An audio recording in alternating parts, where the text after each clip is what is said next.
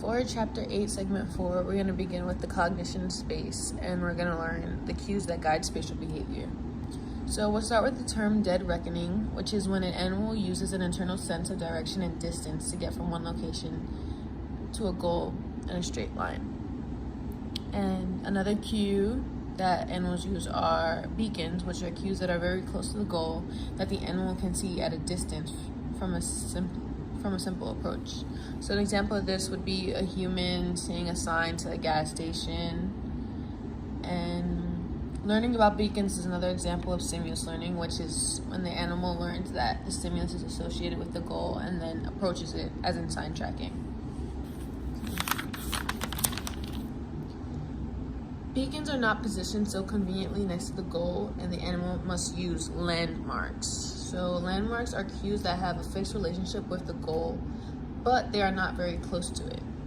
So researcher Ken Chang had rats locate food in small rectangular boxes with unique walls and corners.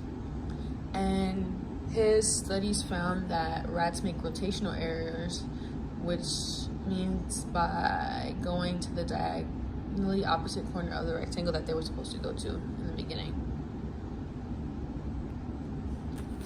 We then move on to this geometric module, which is the representation of the global shape of the environment that is thought to be separate from the representations of individual landmarks. So here we move into spatial learning and the radial maze and water maze. So these are two methods for studying spatial learning in animals, and as I mentioned before, the first is radial maze. So in these mazes we have place cells, and the place cells in research took place during the rat hippocampus became active when the animal is in a particular location. And another laboratory maze is the water maze, which was first developed by Richard Morris, and it is the apparatus that is used to investigate spatial learning, in which the rat or mouse subject swims in a circular pot of milky water to find a submerged platform on which they can then stand. So next we move on to how do these animals perform these tasks. So O'Keefe and Nadel, two researchers, distinguish between two memory systems, which they call the locale system and the taxon system.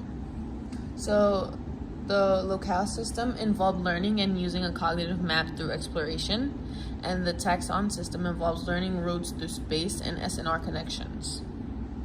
So we then move on to the topic of metacognition.